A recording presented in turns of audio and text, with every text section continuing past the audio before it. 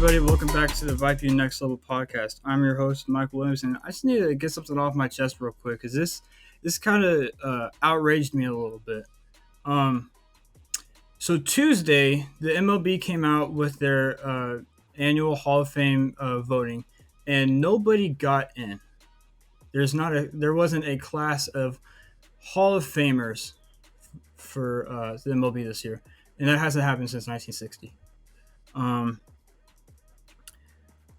That's a joke. Okay. So Kurt Schilling is he got 71% of the votes. This is the second to last year eligible. Barry Bonds, who should already be in the Hall of Fame right now, got 62% of the voting. Again, his second to last year. Roger Clemens, 62%, second to last year. Scott Rowland, 53%. This is his fourth year. And then Omar Vizquel, I can't really pronounce his name real well, but he got 49%, and this is his fourth year. And the rules are you need to have 75% of the votes to get in, along with the voters. They're asked to go by this morality clause, which states players' record. Or basically, this is how they want the voters to judge players getting into the Hall of Fame. So they judge them off players' record, playing ability, integrity, sportsmanship, character, and contributions to team or teams. This is a complete joke and a waste of time now. The Hall of Fame, by the way, is supposed to be like a museum for each sport.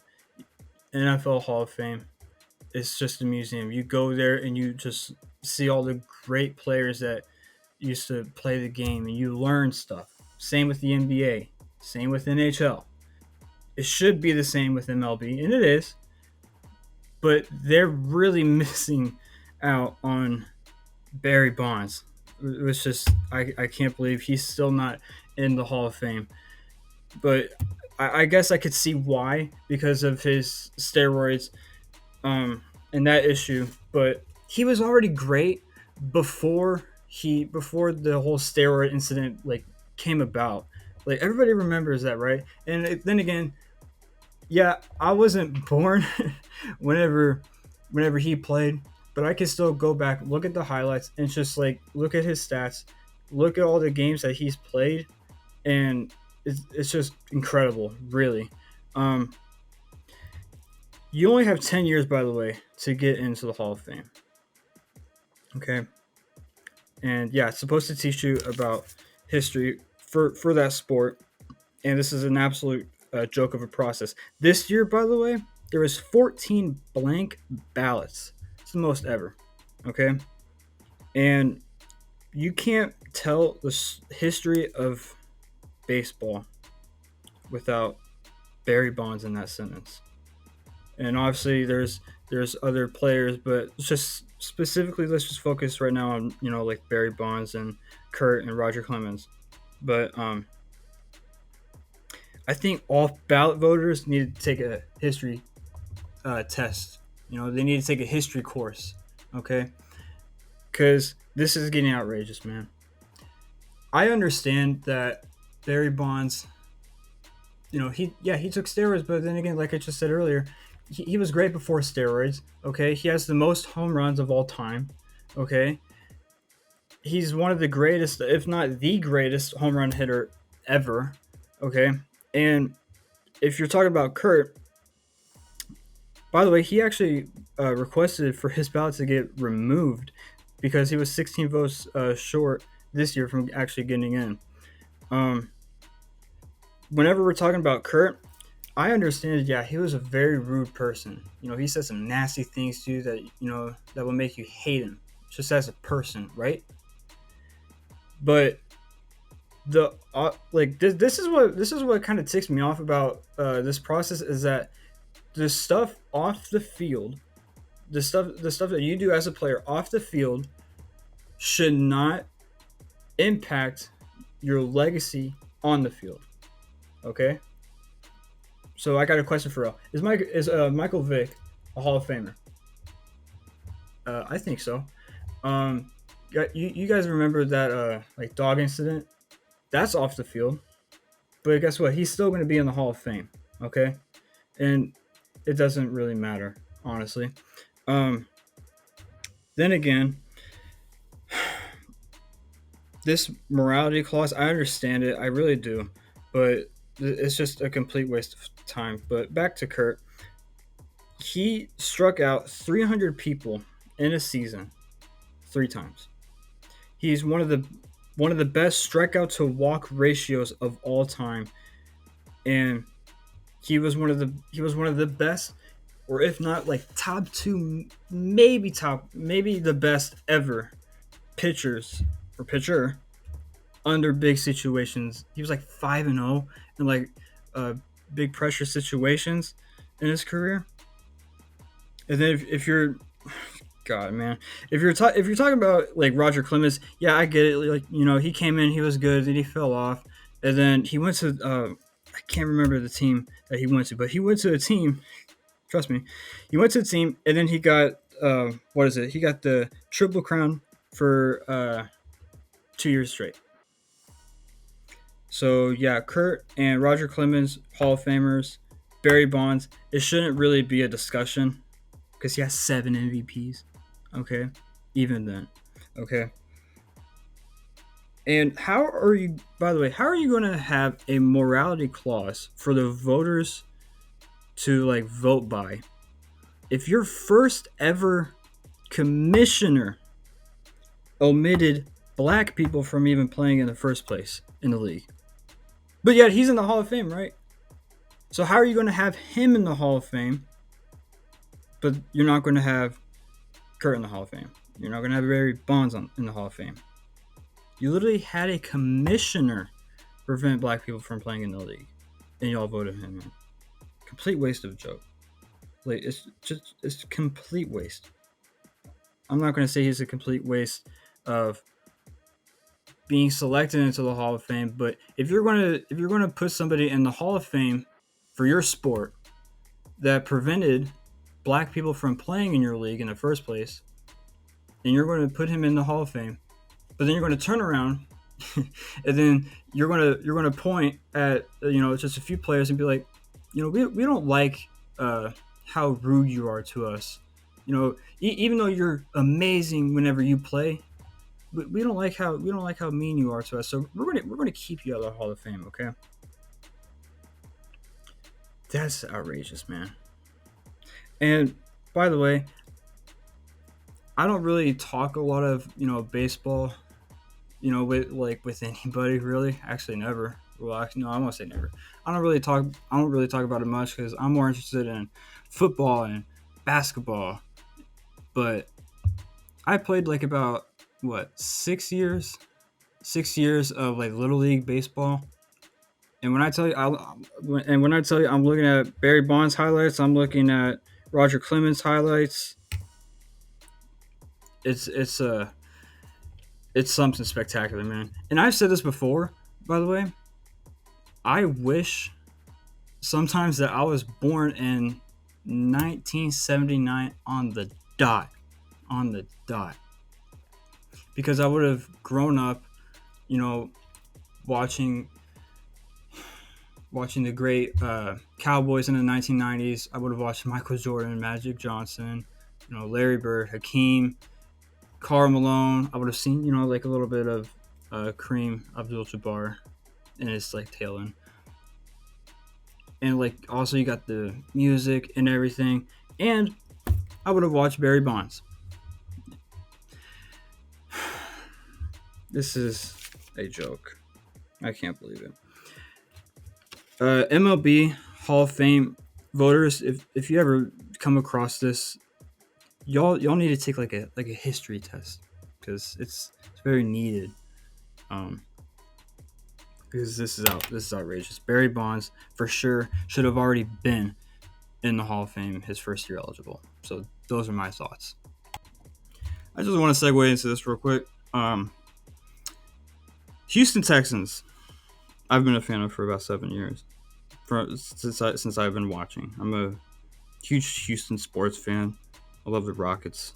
I went to a Dynamo's game Um, I'm a I'm an Astros fan. My parents are huge Astros fans. We went to one of those games where it was the year after the World Series where they gave out World Series ring replicas, and I have it right here. And it's really cool. Cubic zirconium is what Skip Bayless would say it's made of because it's fake, obviously. Um, even back whenever the Houston Aeros, that hockey team was a thing, I went to one of those games, and I have a poster of them, by the way, hung up in my room. But if you're Jack Easterby, if he's out there, if he's ever listening, what are you doing? Genuine question. What are you doing with, you know, firing Bill O'Brien? I understand, and I'm really happy Bill O'Brien's gone because you can't have a head coach also be the GM. That's just absurd. That should have never happened in the first place, right? But you should have either fired him before the season, or you should have fired him after the season instead of creating all that chaos and having, Romeo Crennel fill in that head coaching job as, how old is he? 72, 76 something. He's a little old to be a head coach, But what are you doing? Are you really going to trade away Deshaun Watson, man? He's 25 years old. He's just entering his prime. He just led the league in passing yards. And yet your team goes 4-12. How does that happen? How does that happen, by the way? If you're Jack Easterby, you should be ashamed of the job that you did. You should be ashamed of what you're doing right now. If anything, you should just go. You should just walk away. Now, I'm not the one to really call for anybody's jobs, but Jack Easterby, either you go away or you need like a wake-up call or something. Because you better do everything in your damn power to keep Deshaun Watson in Houston. You don't let him go. You do everything in your power. And I don't even know if it's possible to keep Deshaun Watson in Houston anymore because of what you did. Yeah, we'll keep you in the loop for a head coaching hire, but we're not going to interview the people that you want us to interview. That's weird. Yeah, we'll keep you in the loop for our general manager hiring, and we'll take the people into consideration that you want us to take into consideration, and you go hire Nick Caserio, former Patriot front office person. He actually worked with Bill Belichick whenever it came to the personnel decisions and drafting and everything. But obviously Belichick had the final say. I can't believe it. I can't believe it. If you trade Deshaun Watson, I will be heartbroken. I'm saying it right now. I'm calling it right now. If Deshaun Watson gets traded, I'm heartbroken. Because right now, being a Texans fan is getting almost as equivalent to being a Knicks fan for 40 years. Now, obviously, I'm not a Knicks fan, and I obviously don't know the amount of pain that they went through, but I can kind of just guess almost at this point that it's starting to become a Knicks fan type feeling. We should be the ones putting those brown sacks over our heads.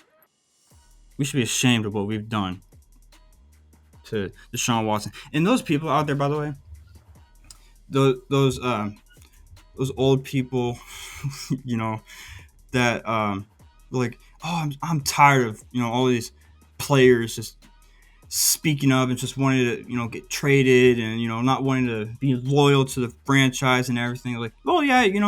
I get that, but you should understand the fact that the Texans organization has done absolutely nothing to help Deshaun Watson and JJ Watt for that matter.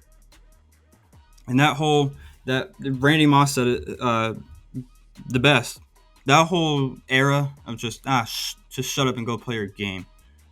You're only good for playing the football games, NBA games. Yeah, that's over with.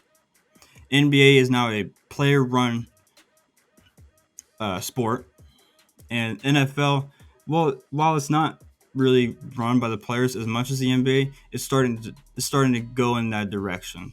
Players are starting to take that route more. You know, and Deshaun Watson has every right to leave. He has every right. What have the Houston Texans done? Actually, somebody tweet me, somebody tag me, somebody message me, email me, something the Texans have done for Deshaun Watson. Please. And for matter of fact, do the same thing with JJ Watt. What have they done for both of them? Because God bless JJ Watt, man. Being able to stay here and just go through all this dysfunctionality and still serving as a great role model for kids, younger adults, and just the leadership that he provides in the locker rooms. Raising $10 million for the Hurricane Harvey just disaster, and yet he's still here, man. Those two, JJ Watt needs to go to a contender, and I would probably pick if he were to go to anybody, I would probably want him to go to the Packers. Just go to the Packers. Go with Aaron Rodgers. Just go and win that Super Bowl. But you do anything and everything to keep Deshaun Watson. You don't let him walk after leading the league in passing yards. He's 25. He's just entering his prime. All right. Now, if anything, you got two options. If you were to trade him, to me at least, you got two options, right?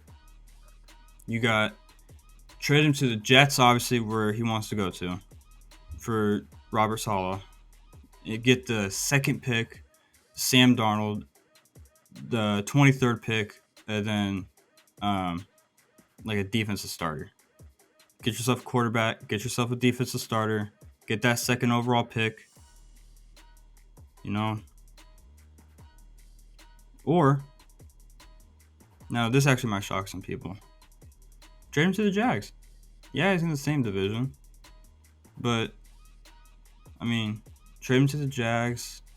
He's got Urban Meyer. This that probably won't happen, but for best scenarios of where Deshaun should go, Jags are a good option because Urban Meyer is there now. They don't really have much offensive weapons, but Urban Meyer will change the culture there. I know that for a fact. He's had success everywhere he's went, and having a great quarterback in Deshaun Watson could really help them win a lot more games besides just one this season, or maybe or was it one or two? I don't know, but I would love personally. You got those two options, Jaguars and Jets, but I would love personally to see Deshaun Watson with Kyle Shanahan in San Francisco with the 49ers. Get what you want from the San Francisco 49ers, but you got to get some studs from them. But just because people don't really know, but Kyle Shanahan is so offensively minded. His play designs are just so unique, and if you watch those games, you just see Jimmy Garoppolo or whatever the other guy's name is, Nick Mullins, I think. It's like they can't really complete those passes, but man, if Deshaun Watson was there, that's like almost a Super Bowl contender again, because they were there last year, but I can't believe it. I can't believe it. I can't believe that we might lose Deshaun Watson. I can't believe it. I don't know. I don't know what to say. Y'all just pray. Just pray for me and pray for all the Houston Texans fans as we just go through another good 10 years of just crap, of not finding a good quarterback if we trade Deshaun Watson. Because no one's going to want to work here. And God bless David Culley, the new head coaching hire. I don't know if I said this before, but I was kind of mad at first about the hiring, but then after looking at the resume, you just like, oh, okay, he played in high school, he was positions coach, and then he was just with the Ravens, he was with Andy Reid, John Harbaugh said a lot of great things about him, but I don't know if he'll be here long term. I think he'll be here just short term, just to change the culture You know, because he seems like a great guy. He's a little old. I think he's about 70. Um, he's pretty old for a coach, but nonetheless, I think he's just going to be here for like a good 4 or 5. I don't know, about 6 years, just to change the mood of the whole organization and everything. But and we can get we could throw him in at like a assistant coach and then get like another better coach. But I can't believe it. It's like it's starting to feel like a New York Knicks day, guys. So if you're a Texans fan out there, I'm with you, man. It's getting harder and harder, and man, I just can't believe it. Now I want to segue into this real quick. Matthew Stafford and Jared Goff just switched teams. Matthew Stafford is now on the LA Rams. Jared Goff is now on the Lions. Lions got like 2 first-round picks, second and third, I think. And then they obviously got Jared Goff. And then Matthew Stafford is now to the Lions, or I'm sorry, the Rams. And people don't understand how good Matthew Stafford really is. Being in Detroit is a struggle, especially with the dysfunctionality that they have had for a very long time. By the way, I just gotta say I love their new head coach. I love the attitude. He reminds me of like a MMA fighter, like a WWE fighter or something. But he's so cool. I love that. If y'all saw that what was it, like a media? No, it's not media day, but whenever he was just introduced as like the new head coach and everything, and he was giving like a press conference. That's right. At the press conference, like going after people's kneecaps is kind of weird, bro. But anyways, I just want to read off some of Matthew Stafford's numbers real quick. So let's see. 4,084 yards, 26 TDs, 10 interceptions. His completion percentage was 64.2%. Not bad. He had 528 attempts, only completed 339. With like nobody, he had like Marvin Jones, who sold for me for fantasy, literally cost me the whole fantasy freaking championship. And you got Kenny Galladay along with DeAndre Swift. And I'm gonna pull out the thing for fantasy just to let you guys know how much of a sellout Marvin Jones was for me in fantasy, because God knows if I would have kept Stephon Diggs, Jesus Christ. Let's see. Let me pull this up real quick. Okay, hold on. Wait. I'm sorry for taking this long, but okay. So I picked him up after week 14 and before week 15 started.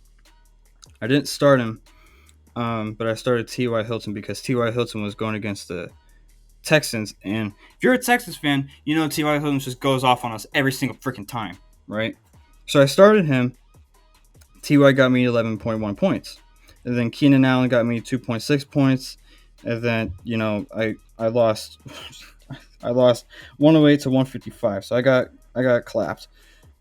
Chris Carson didn't do that well, but if you look at my bench, Carlos Hyde, the backup running back for Seattle, he had 14 points, more than Chris Carson. And then Marvin Jones had 27 points. I was like, crap, I'm going to start Marvin Jones next week. So I did. So let's go to week 16 real quick. So I started him, and then he got me 4.9 points. And then Keenan Allen was out, so I got Mike Williams, and he got me like 9.4 points. And then I look at my bench, and then Sterling Shepard got 22 points, and then Marquise Brown got 12 points because I dropped T.Y. Hilton right after that. But back to the whole Matthew Stafford stuff. Matthew Stafford is really good, and he's really underrated and underappreciated. But now that he's a LA Ram, He's got Cam Akers, Robert Woods, Cooper Kupp. He's got an offensive-minded head coach in Sean McVay. I could see them going. This is super, super, super early predictions for the Rams. I could see them going. I'm just going to go on a hunch. I have no evidence of support or backing this up. I could see them going to second round, maybe conference championship. Because y'all don't understand how good he is, right? Because in his third year, whenever in 2011, he had 5,000 yards and 41 TDs to only 16 picks, which isn't actually all that bad, to be honest. I think he had a Calvin Johnson that year, Megatron, for those who don't know. But this is just really short. Y'all watch out for them Rams, bro, because Rams are going to be really good next year. I could see it coming. Good luck to Jared Goff in Detroit, man. I know he had like four finger, like what do people call him, like four finger golf or something? Whenever after that injury, I hope his injury gets a lot better. I hope he heals after that, and I wish both quarterbacks the best of luck in their new destinations. But man, I'm glad Matthew Stafford isn't with the Colts, because if he was with the Colts, then I would not hear the end of it. Because I actually have a friend of mine who is a Colts fan, and I met him freshman year in high school, and his name's Ben. I met him freshman year in high school, and he was a great friend of mine, great friend. He's a huge Colts fan, and every single time the Colts beat us, he lets me know. So, and good thing the Colts didn't get him, because if the Colts got Matthew Stafford, I could see the Colts coming out of the AFC. I'm not gonna lie, they got a great team, great head coach, great front office, but Colts, by the way, are just one piece away, and that's that quarterback. So, yeah. All right, guys, this is the last thing I just want to talk about for the day.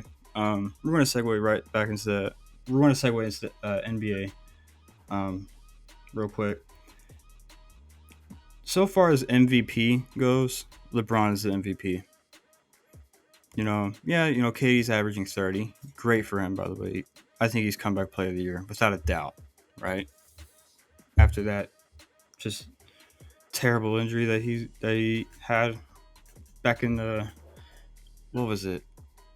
If I'm not mistaken, what was it, the conference finals, or was it the finals that he got the injury? Because I know he came back one game against, or like one quarter against Toronto in the finals. But anyways, I think the MVP right now is LeBron, and it's not close. And by the way, guys, he should have more. He should have more than just 4 regular season MVPs. He should have like 7. Right? Last year's should have been his. I understand. But I understand why Giannis got it. The D Rose won.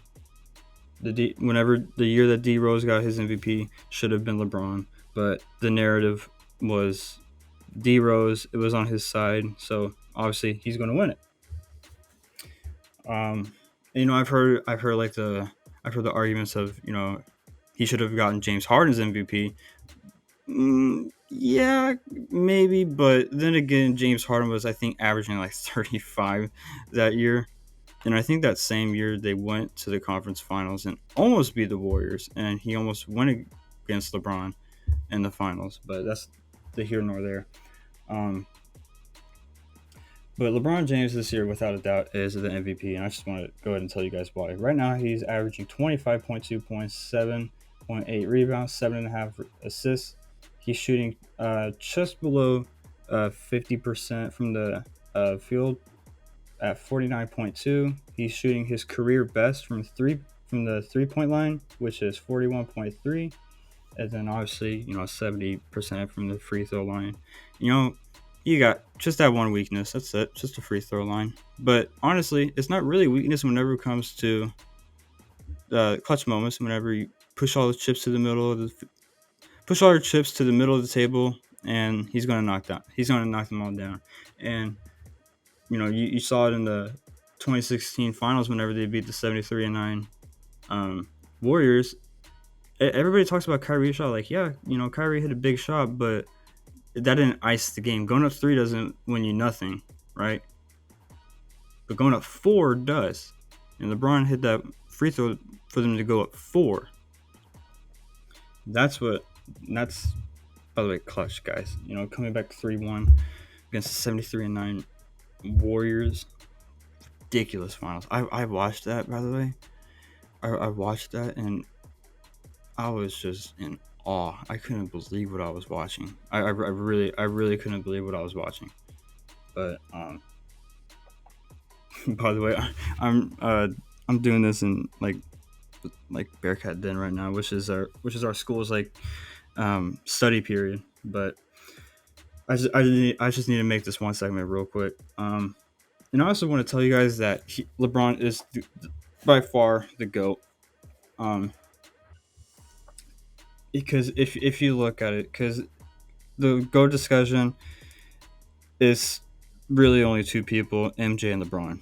You got Kobe there, but he's just not really as good as LeBron and MJ, right? If you look at MJ, just like his, body of work, he's 6'6", 216 whenever he played. That's about the same height as James Harden. Now, who here that is listening thinks that James Harden can guard a 6'9", 270, 260, 270 in his prime LeBron? Nobody. I think I actually only know one person who might think that, but that's the here nor there. So MJ obviously has 10 scoring titles, 6-0 in the finals, 5 regular season MVPs. One of the greatest winners in NBA history. He's got one of the best work ethics ever. He was an assassin and everything, right? But LeBron's better. LeBron is 6'9", in his prime, 270. He can score at will. And what's funny is that scoring isn't his best ability. It's actually his passing, like Magic Johnson. And if I was an NBA player, if I was an NBA player, I would be more annoyed to go against LeBron than MJ. Reason being is because LeBron said it himself. He gets his teammates involved. He tries to get his teammates involved first because he knows he could score at will. And if you challenge him to score, he will score. He's one of the greatest drivers of the basketball ever. He's one of the greatest passers ever. And if you piss him off, you can't do nothing.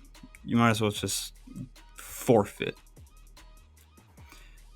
And what I like to say about the whole MJ LeBron GOAT argument, if you look at the teams, sorry, my gosh, it's kind of a little dirty. If you look at the teams that LeBron had to go against in the finals, they are light years better than the teams that Jordan had to face in the finals.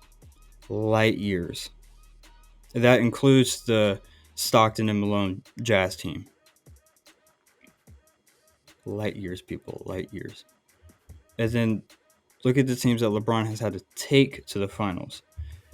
2007 Cavs with Mo Williams and who else? Nobody knows without looking it up. And then you got who by the way, who went against the Spurs, got swept, but those Cavs had no business being in the finals that year. No business whatsoever being in the finals. And then just recently the 2018 Cavs, who they had to play the Pacers 7 games, swept the Toronto Raptors, and then they had to play the Celtics, and then LeBron by himself just had to play KD, Steph, Clay, Draymond, and then JaVale, all on the same team in the finals. And y'all expected this guy to win? And he dropped 51, 8-8 on y'all in the first game. Like y'all think scoring is the only thing that matters in basketball, right? And yeah, whoever has the most points wins the game. I understand. But there's so much more when it comes to basketball. You got to rebound the ball. You got to assist the ball. You got to steal the ball. You got to, block the ball. You got to play good defense. You actually have to win the damn game. Okay. You have to you got to be a great leader. And if you're going to be the GOAT, you got to be the number one option, obviously. But LeBron's stats, by the way, so far: 16-time All-Star, 16-time All-NBA, 4-time MVP, 4-time champion, 4-time Finals MVP, Rookie of the Year, three-time All-Star MVP, 6-time All Defense. He led the league in scoring in the 2007 and 8 season. He just led the league in assists. And if I were to ever start a team, I'm choosing LeBron. I'm not choosing Mike. Because if I choose Mike, I'm choosing a guy who, if he doesn't have good teammates, he's just going to say, oh, the hell with it, I'm going to average 50. And how does that make your teammates better? The hell with that. I'm just going to yell at you, punch you in your eye, go eat a steak, smoke a cigar, go gamble. And then the next night I'm going to come and drop 35 on your dome. That doesn't help your team. That's not winning. Because we've seen LeBron with all these really bad teams. All these really bad teams take them to the finals. Right? And yeah, I get, LeBron is 4-6 in the finals, but let's just go over a few of those finals losses, right? 2007 one, nobody should really count against them because they had no business being there. So that takes his record down to 4-5, right? Same thing with the 2018 one. No business being there. 4-4, right? Then I understand the one against the Mavericks. I'm leaving that one there. All right. The one in 24, the second time against third time against the Spurs and 14 with Ray Allen hitting that three. No. That was the year after Ray Allen hit that three. Dwayne Wade's knees were gone, pretty much. Chris Bosh was out of his prime. LeBron was asked to carry more of the load. They didn't really have much of a bench, and they got swept by a finals record margin. So I would actually probably keep that one there. So yeah, still 4-4. And then the first time around against the Warriors, I kind of expected him to win that one. So we're going to keep him still there at 4-4. But then the one against first time against the Warriors with KD, nobody expected him to win against that. So so technically 4-3. Now we all pronounce Tom Brady as the GOAT because of how many times he's went to the Super Bowl. He's going to his 10th one next Sunday, and we're all about to witness it. He's not perfect in the Super Bowl, but you know who is? Joe Montana. And before Tom Brady, Joe Montana was regarded as the GOAT because he was 4-0 in the Super Bowl and he never threw a pick in the Super Bowl. But then whenever Brady came around, even though he lost twice against Eli Manning and then once against Nick Foles, he's still regarded as the GOAT because he still won 6 rings, but he's not perfect in the Super Bowl. So why isn't LeBron pronounced as the GOAT in basketball? He's been there more times than Mike. Almost half of his career is spent in April, May, and June in the finals, playoffs. Mike was swept in the first round 3 straight times. LeBron has never lost a first round series. Michael Jordan never beat a good team. He did whenever they got old. Celtics, Pistons, Suns in the finals, Jazz in the finals,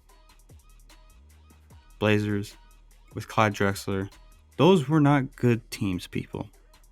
Those were not good teams. Oh, you could fight people in those eras. You could pull out a gun, shoot somebody in the chest, and that's just a regular old foul. In today's era, if you breathe on somebody, it's a flagrant. If you go watch, I watched those clips back then. If you go watch the tape, those are legends. I understand. I'm not taking away anything from that, but they are nowhere near as athletic as the players are today. Players today are more talented. Players today are more athletic. You can make the argument that they're smarter. And every single time, have y'all noticed every single time when LeBron has won a championship, a super team builds. A super team literally builds. LeBron wins his first one against OKC. And then he has to go against that San Antonio Big Four with Manu Ginobili, Tony Parker, Tim Duncan, all those guys. I can't remember the fourth one. What's the fourth one? I can't remember off the top of my head. And then they obviously got them the second time. Or no, he beat them the first time. San Antonio got him the second time. And then he won against the Warriors in 2016 whenever they went 73-9. And then they're like, dude, we you see that guy over there, that LeBron guy? We can't beat him. We got to go get KD. We got to go make an unstoppable team just to beat one dude. LeBron James is a walking dynasty. Everybody needs to start appreciating him more often, because he's showing you guys something we will never, ever see this again. You will never see a LeBron James you could drop him on the Knicks right now and they can make it to the finals. And any team he goes to, they're a contender. Remember that argument? Oh, he's in the Eastern Conference. Well, he went to the West, and now he went to the finals, and now he just won. Now he's the reigning champion. So that argument's already out the window. He never went against good competition. Really? I just told you all those teams that he had to go up against and beat. There's like two teams that you shouldn't expect him to beat, honestly. By the way, that Mavericks team back in 2011 swept the Kobe Lakers. That was a really good team. Dirk Nowitzki, by the way, guys, he was really good. Y'all need to remember that. I am more terrified of having to guard LeBron James than I would Michael Jordan, because I know what Michael Jordan is more than likely going to do. He's going to shoot it. If he's 6 of 22, he's still going to shoot until he's 6 of 40. I know he's going to shoot, but if I'm going against freaking LeBron, he's going to throw those no-look passes. He's going to just blow right by me. He's and this was if I was like a 6'6" person. If I was a 6'6" guard, and I had to go against LeBron James, who can play all 5 positions and guard all 5 positions, dude, I'm screwed. LeBron James is MVP of this season. Joel Embiid is second. Steph Curry is third. That's final.